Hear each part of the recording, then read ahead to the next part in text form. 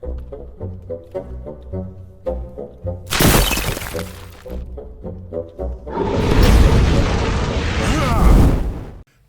and salutations, it is I, Riff Raff Hornhelm, back again with another presentation from the Dwarven Vault, and today we have another monster review, and it is part of our ongoing series about dragons. Today, it's the Brass Dragon, or as shown in the original monster manual, which is what these are all based on, is Draco Gallus Impudentus.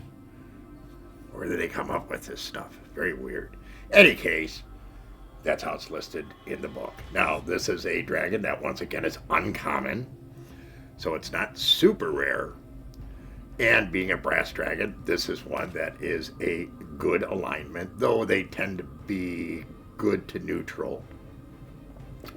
They're kind of annoying, these things are. About 30% of them speak, 30% of them have the ability to cast spells, and they also spend an inordinate amount of time sleeping, about 50% of the time.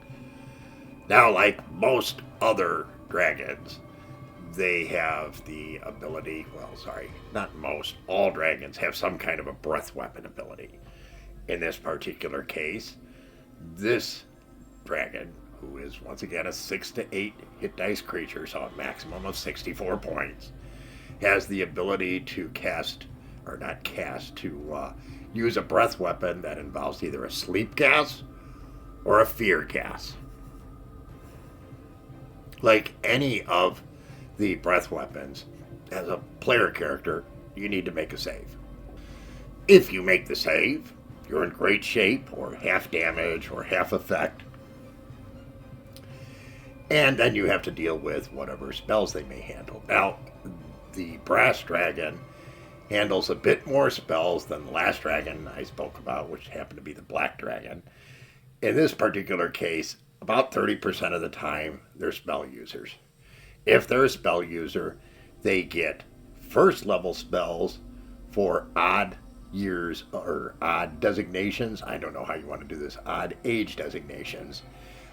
So that 1 to 8, which gives you the age of the dragon from very young to ancient, helps to determine what the spells are if they have spell use. Remember, only 30% of them have spell use.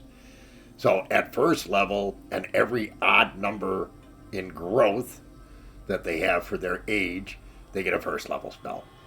On the even ones, they get a second level spell. More difficult than dealing with a black dragon, but still not that bad. Maximum of 64 hit points again. So if you have to go up against them, they're not impossible. Now, we spoke a bit in the intro of the whole dragon subject about the fact that dragons can be difficult to deal with. Speaking dragons. Avaricious, greedy bastards that are self-seeking. Well, the Brass Dragon is much like that.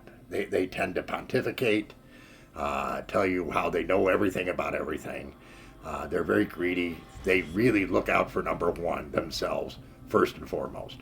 But they can be talked to and cajoled into doing good things with the right incentives. Mainly this, right? If you got that kind of incentive for a dragon, you always have a chance.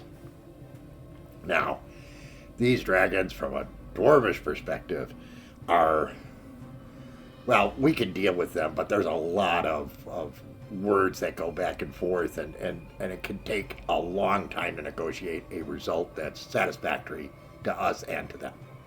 And once again, because we're dwarves, we kind of get where dragons are coming from when they are greedy and want all the cash for themselves. So sometimes our negotiations with a brass dragon can break down. And, well, next thing you know, hammers and axes and spits of fear gas and sleep gas. Some of these have ended rather badly. Oh well. At the end of the day, if we are unable to negotiate with the dragon and have to take action against it, at least we get the potential for getting their hoard.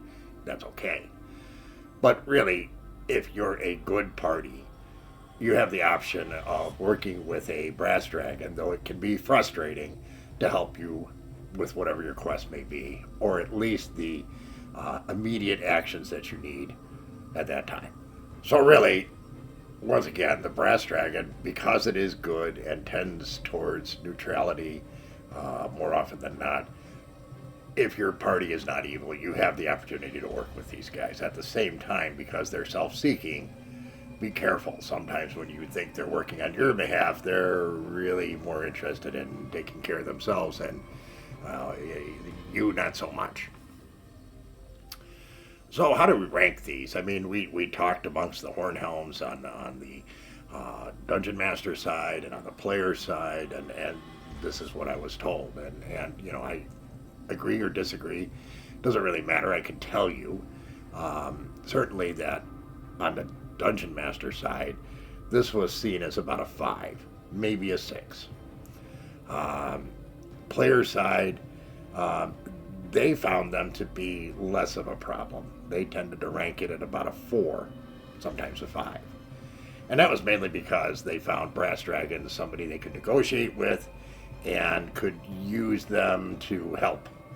And of course, players are going to better remember the creatures that did something good for them, or at least didn't get in the way, more than they're going to remember, positively at least, those that they had to engage in combat with.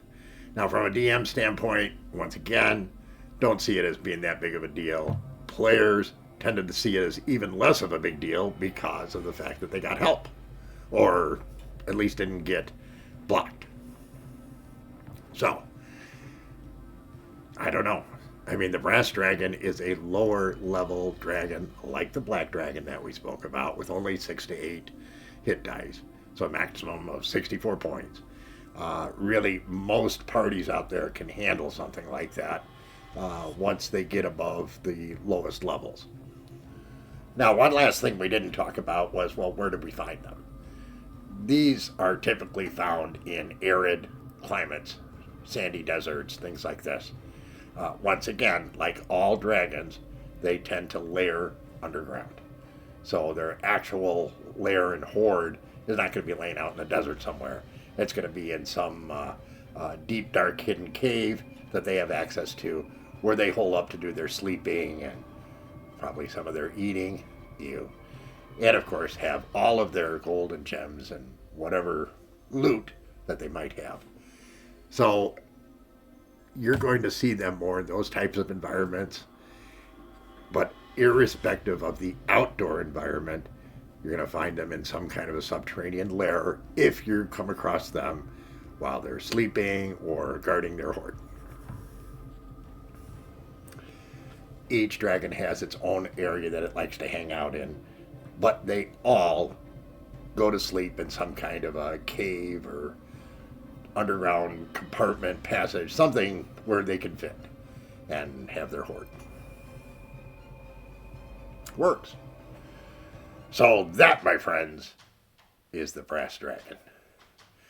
And I hope you found this interesting and informational and enjoyable. If you did, please give us a like, share, consider subscribing, leave us a comment, and come back and see us again real soon. Remember, dwarves rock!